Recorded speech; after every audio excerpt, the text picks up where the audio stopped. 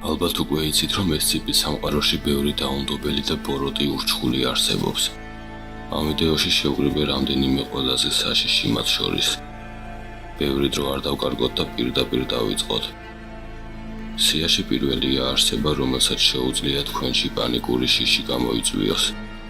ეს ტიპის 303 არის მელოტი ჰუმანოიდი, მოწითალო მოყავისფრო ფერის განით. მას არ გააჩნია სახის ნაკვთები, თელმის სახეს მისი უზარმაზარი პირი იკავებს, ამოვსებული დიდი ადამიანის მსგავსი კბილებით. ამ არსების დამახასიათებელი ქცევაა კარს უკან დგომა და თქვენი გარეთ უბრალოდ არ გაშვება, რაც თქვენში პანიკურ შიშს გამოიწვევს. ყოფილა შემთხვევები, როდესაც მსხვერპლი კარის გაღებას სიკვდილის წინაშე მყოფიც კი ვერ ბედავდა. ერთ-ერთ ექსპერიმენტში კლასი დის თანამშრომელს დაევალა კარის გაღება, რომლის უკანაც ეს არსება იდგა. პატიმარს ხელში ტანა ეჭირა თავდაცვის მიზნით, თუმცა ამ იარაღით თავი მოიკლა. ეს არჩია კარის გაღებასა და ამ არსებასთან უბრალოდ შეხვედრას. ერთხელ ერთ-ერთი მეცნიერი წყურვილითაც კი გარდაიცვალა, იმის გამო, რომ კარის გაღება ვერ გადაწყვიტა, რომლის უკანაც ეს ტიპის 303 იდგა. მისი სრულად დანახვა, რომ შეძლოთ ის გაუჩინარდება, დიახ, ასეთი თვისებაც გააჩნია, ასე რომ შეიძლება თქვენი უცნაური ქცევა ფსიქიკურ აშლილობასაც კი დააბრალონ. ქირურგი სწორედ ამ სახელის დაძახება ითხოვა ეს ტიპი 542-მა. ის ძალიან ჭკვიანი და მაღალი ინტელექტის მქონე ჰუმანოიდია. გარეგნულად რაღაცით ფრანკენშტეინსაც კი გავს. ის უპირატესობას ანიჭებს უბრალოდ ჯინსის შარვალს, ხოლო ტანზევი ძირითადად შიშველი ურჩევნია ყოფნა, რათა უკეთ გამოჩნდეს მისი დეფორმირებული და საზარელი სხეული. მისთვის ამახასიათებელია სისხლიანი ნახველი, თუმცა როგორც ის ამტკიცებს, ის თავს სრულიად ნორმალურად გრძნობს, თუმცა შესაძლოა უბრალოდ კივილს ვერ გრძნობდეს. ოდესღაც ის ჩვეულებრივი ადამიანი იყო, გერმანელი, რომელიც ფაშისტებზე მუშაობდა. მისი თქმით დავალებები, რომლებსაც მას აძლევდნენ, ძალიან მოსაწყენი იყო და სწორედ იმ დროს გადაწყვიტა დაეწყო თავისი ექსპერიმენტები. თავიდან ის საბრალო პაციენტებზე, ხოლო შემდეგ საკუთარ თავზე ატარებდა ცდებს. ის არაჩვეულებრივად საუბრობს გერმანულად, ინგლისურად, ფრანგულად, ცოტათი იცის პოლონური და იტალიური. იცის ჭადრაკის თამაში, უყვარს მეცნიერებაზე საუბარი, ერთი სიტყვით ძალიან განახლებული და სასიამოვნოდ მოსაუბრე პიროვნებაა, თუ შეიძლება მას ასე უწოდოთ. თუმცა როგორც კი რომელიმე ორგანოზე პრობლემა ექნება და უკვე შეცვლა ხდება საჭირო, მისი ხასიათი მკვეთრად იცვლება. მას აღიზიანებს ჭამთელი ადამიანები და ნებისმიერი ნივთი მის ხელში შესაძლოა სასიკვდილო იარაღად იქცეს. ცნობილია, რომ რაც არ უნდა ცდილობიანად და კეთილმოსაუბრად მოგაჩვენოთ თავი, როგორც კი შანსი მიეცემა ის ადამიანების გაფათვასა და მათზე უბრალოდ დაკვირვებას დაიწყებს. მისი ცოცხლად შენარჩუნება საჭიროა, რათა შეისწავლონ ის და მომავალში მედიცინაში გამოიყენონ მისი მიღწევები. ბოლოს და ბოლოს, რაც არ უნდა იყოს, ის უკვდავია. ეს ტიპი 4205 მოელვარე თვალები. პირველი ობიექტისგან განსხვავებით ის პანიკურ შიშს არ იწვევს, ის უბრალოდ კლავთ, მომენტალურად, როგორც კი მას დაინახავთ. ის პირდაპირ ტვინს აზიანებს. ბოლოს, რასაც დაინახავ, იქნება ორი ცალი წითლად განათებული თვალი, რომელიც პირდაპირ შენ მოგაჩერდება ნებისმიერი ამრეკლი ზედაპირიდან. მაგრამ საქმე ცოტა სხვა რამეშია, ის არ კლავს ყველას, ზოგიერთს ბევრჯერაც კი დაუნახავს და არაფერი მოსვლიათ. ერთ-ერთი ესეთი ბედნიერი ადამიანი იყო სწორედ ფონდში მომუშავე B კლასის მეცნიერი, რომელსაც დავალებული ჰქონდა მისი შესწავლა. სწორედ მან აღმოაჩინა ის პირველმა. მისი დანახვის შემდეგ ის მართალია არ მომკვდარა, მაგრამ ჭკუიდან შეიშალა. ის მალევე ფონდიდან გაანთავისუფლეს, თუმცა მან სახლში გააგრძელა კვლევები და სიკვდილის შემდეგ ფონდს საკმაოდ დიდი მასალა დაუტოვა, რომელიც მათ ბევრ რამეში გამოადგათ და საბოლოო ჯამში დაწყიეს ამ ობიექტისგან სიკვდილიანობის კოეფიციენტი. დიახ, ძალიან უცნაური ობიექტია, თუ მას დაინახავს ადამიანი და არ მოკვდება, მაშინ მას უფრო მეტად არ გაუმართლა. ის ეტაპობრივად შეიშლება, სიცოცხლის ბოლომდე მოუწევს ამ ობიექტის ხმის გაგონება და მისი დანახვა.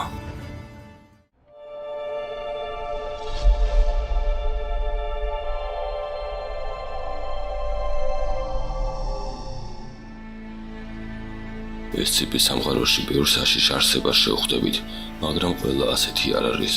მეტიც, ზოგიერთი მათგანი სასარგებლოც გია. ამ ვიდეოში კი სწორედ მათ შესახებ ვისაუბრებ. სიაში პირველია SCP-005, გასაღები, რომელსაც ყველა საკეტის გაღება შეუძლია. ის არ წარმოადგენს საფრთხეს რაიმე პირდაპირი გაგებით, თუმცა მისი უნიკალური თვისების გამო აუცილებელია მასზე წვდომის შეზღუდვა. მისი შემნახავი კონტეინერიდან ამოსაღებად მინიმუმ 1/4 დონის პერსონალის ნებართვაა საჭირო. ვიზუალურად SCP-005 ძვირფას გასაღებს წააგავს, საკმაოდ ძველი შესახედაობით. მისი შექმნა მე-20 საუკუნით თარიღდება. გასაღები აღმოაჩინეს სამოქალაქო პირის ხელში, როდესაც მან მაღალი უსაფრთხოების მქონე დაწესებულებაში შეღწევა გადაწყვიტა. როგორც აღმოჩნდა, SCP-005 აქვს უნიკალური უნარი, გახსნას ნებისმიერი ტიპის საკეტის შედარებით მარტივად, იქნება ეს მექანიკური თუ ციფრული. საიდან მიიღო გასაღებმა ეს უნარი, ამ ეტაპზე ამოუცნობია. SCP-005 გამოიყენება მხოლოდ უკიდურესი საჭიროების შემთხვევაში და მასთან წვდომა მაქსიმალურად შეზღუდულია. წარმოიდგინეთ, რა არეულობის გამოწვევა შეიძლება ამ ერთი პატარა ნივთით.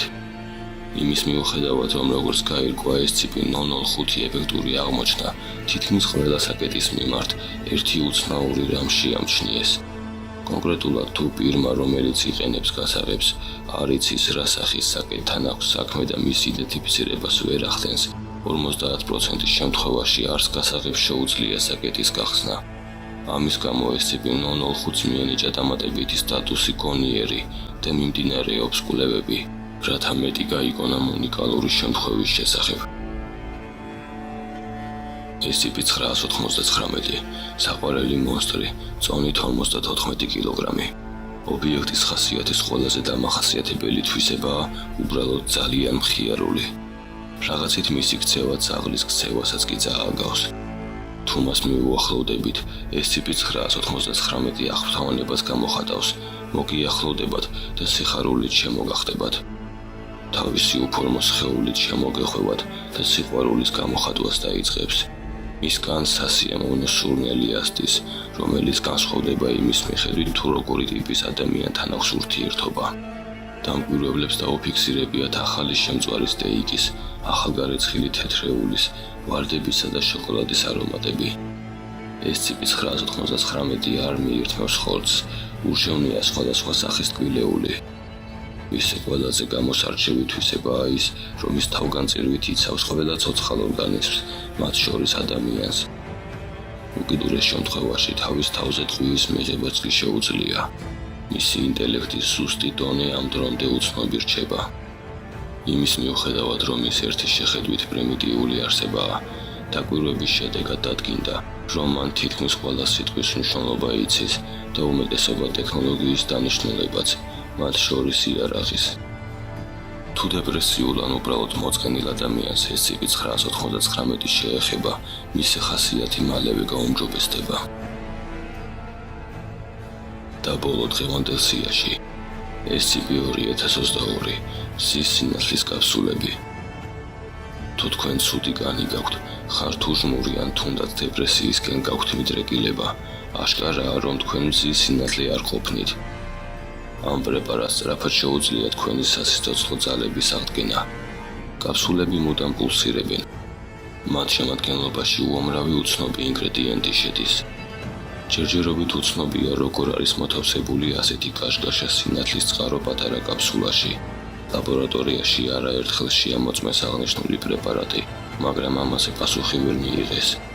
ერთი კაფსულის მიღების შემდეგ შეგიძლიათ სახლიდან 16 თვე არ გახვიდეთ და თქვენ რუჯი მაინც გექნებათ. D-ვიტამინის უკმარისობაზე კი საუბარიც ზედმეტია. მაგრამ უნდა აღინიშნოს, რომ ზედოზირება შესაძლებელია. შედეგად ორგანიზმი შეიძლება შიგნიდან გამოიწვას. ამ კაფსულის რამდენიმე სახე არსებობს: ბაჰამები, ბორა-ბორა, საიჩელისი. თითოეულ შეფუთვაზე დატანილია გამაფრთხილებელი წარწერა, რომ მედიკამენტი არის საშიში და დანიშნულების გარეშე არ მიიღონ.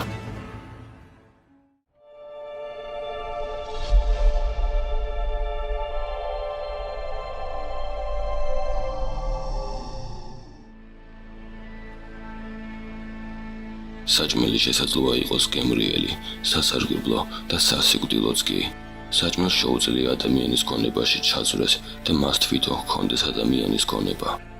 ერთი სიტყვით ეს ციპი სამყაროში შეიძლება საჭმლის ყველაზე უცნაურ გამოვლინება შევხვდეთ.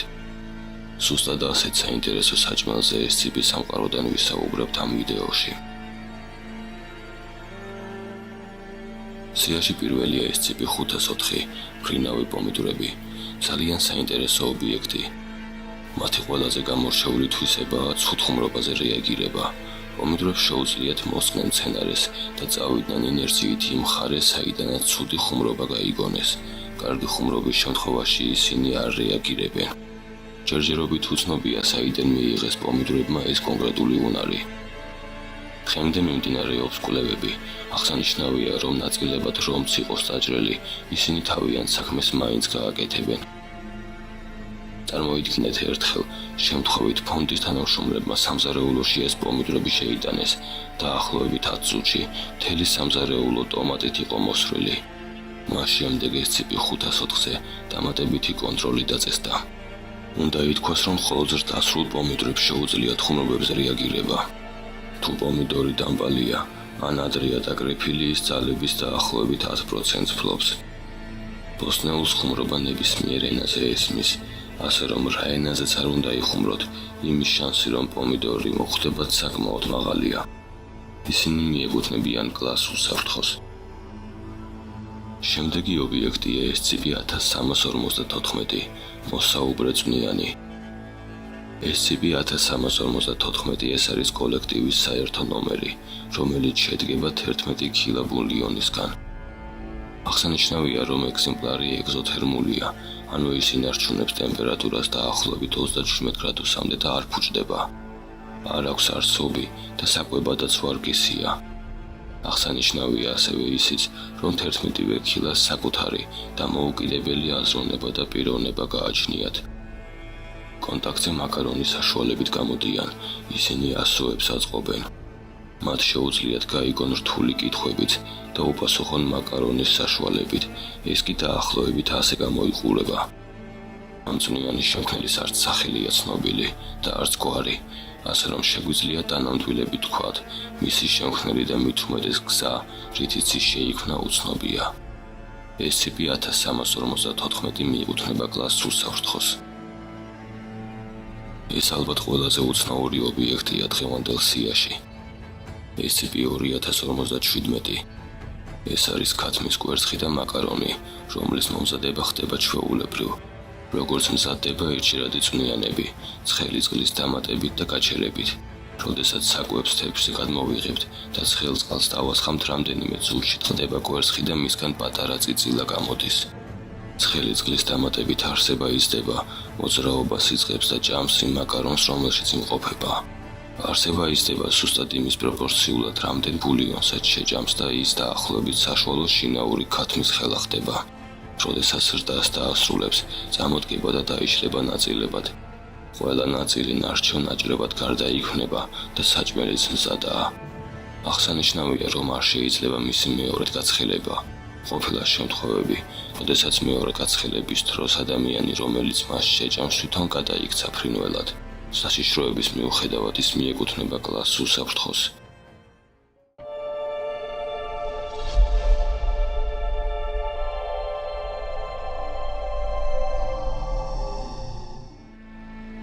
მოგესალმებით მეგობრებო, დღეს საუბარი გვექნება მდედრობითი სქესის ეს ციპი ობიექტებზე, ასე რომ მოემზადეთ წინ ძალიან საინტერესო ისტორიები გელით. სიაში პირველია საკმაოდ ცნობილი ობიექტი ნომრით 166, თინეიჯერი დემონი.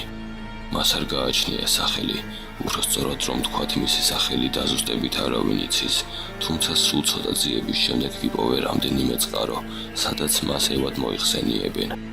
ის მიეკუთვნება იუკლიდის კლასს, ანუ ზედმეტად სახიფათოს.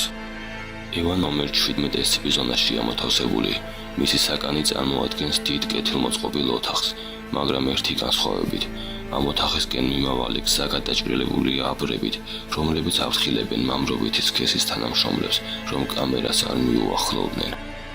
ცნობილია, რომ ევა თითქოს მათ აჯადოვებს და შესაძლებელია ნებისმიერი რამ გააკეთებინოს.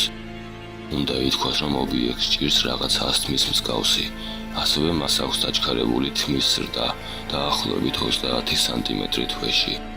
დოკუმენტების მიხედვით მისი გარეგნობის აღწერა ასეთია: SCP-166 გამოიყურება როგორც თინეიჯერი გოგონა, საშუალო სიმაღლის, თმისა და თვალების ფერზე დაზუსტებული ინფორმაცია არ არსებობს. ცნობილია, რომ წლების განმავლობაში SCP-166 მონასტერში ცხოვრობდა.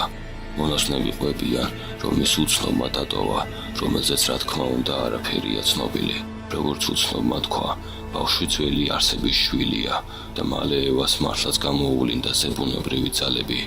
შეგახსენებთ მაინც, რომ ის დემონია. მონასტრიდან კი, რომელიც აღმოსავლეთ ინგლისში მდებარეობს, ევამ პირდაპირ ფონდში ამოყოთავი. ფონდმა რა თქმა უნდა სცადა მისი ბიოლოგიური მშობლების პოვნა, მაგრამ უშედეგოდ. ჩვენ დღევანდელ სიაში შემდეგ ადგილს იკავებს SCP-105. ძველად ცნობილი როგორც აირის ტომპსონი, ის ევროპელი ქალბატონია, თუმცა დაბადების ზუსტი ადგილი არ არის ცნობილი. მიეკუთვნება კლასს უსაფრთხოს. სუბიექტს ღია ფერის თმა და ცისფერი თვალები აქვს, სიმაღლე 154 სანტიმეტრი, ხოლო წონა 50 კილოგრამი. არანაირი არასტანდარტული ფიზიკური მახასიათებლები არ გააჩნია. მაშასე, თითქოს ჩვეულებრივი ადამიანია, მაშინ რაშია საქმე? პასუხი ცალსახაა. მას შეუძლია ფოტოების გადაღება, რომლებიც მისთვის მინი პორტალებივით იმუშავებს. ფოტოების საშუალებით შეუძლია დაინახოს რა ხდება ფოტოზე ასახულ ლოკაციაზე ახლა და სხვათა შორის იქ მოხვედრაც კი შეუძლია. სულ ესაა მისი ძალები. ფონდისთვის ის სასარგებლოც გია და რამდენიმე დავალებაშიც კი მიიღო მონაწილეობა. მას ყველაზე უკეთ მუშაობა საკუთარ ფოტოაპარატთან გამოსდის, თუმცა წარმატებით იყენებს სხვებსაც. SCP-347 ბოლოა დღევანდელ სიაში. უჩინარი ქალბატონი. ევკლიდი, მაგრამ მომავალში შესაძლოა გადავიდეს კლასს უსაფრთხოში. იმის გამო, რომ ის უჩინარია, საკანი ულტრაიისფერი კამერებით აღჭურვილი. SCP-347 უყვარს საუბარი და მოსწონს, როცა მას ყურადღებას აქცევენ. თუმცა თანამშრომლებს აკრძალული აქვთ მასთან მჭიდრო კონტაქტში შესვლა. ის საკუთარ თავს კლაუდიას უწოდებს, თუმცა დღემდე უცნობია მისი რეალური ვინაობა. ის საკმაოდ საინტერესოდ იპოვეს ფონდის თანამშრომლებმა. იყო განაცხადები პოლტერგეისტის შესახებ, როგორც აღმოჩნდა ის ზუგანგაში არ ყოფილა. ამ ჭორებს ყურადღება ახლომახლო მომუშავე ფონდის მსვერავებმა მიაქციეს. მოლაპარაკებების შედეგად კლაუდია დათანხმდა ფონდში გადასვლას. იმ პირობით თუ მას მისცემენ ტანსაცმელს, საჭმელს და საცხოვრებელს. ის ყურადღების დეფიციტს განიცდის. ეს გასაგებია, ის ხომ უჩინარია. ის დამატებით ფსიქოლოგიურ კონსულტაციებს გადის. მომავალში ევკლიდის სტატუსის შეცვლა შესაძლებელია უსაფრთხოზე, თუ მისი ფსიქოლოგი ამას დაადასტურებს. ამ ყველაფრის გარდა კლაუდია ძალიან კარგად ფლობს საკეტების გადახვის ხელოვნებას, როგორც ჩანს სანამ ფონდში აღმოჩნდებოდა ის პროფესიონალი ქურდი იყო. ადამიანებთან კონტაქტი მას ძალიან ახარებს. ბედნიერია, როცა ამჩნევენ და მას ჩვეულებრივ ადამიანად აღიქვამენ.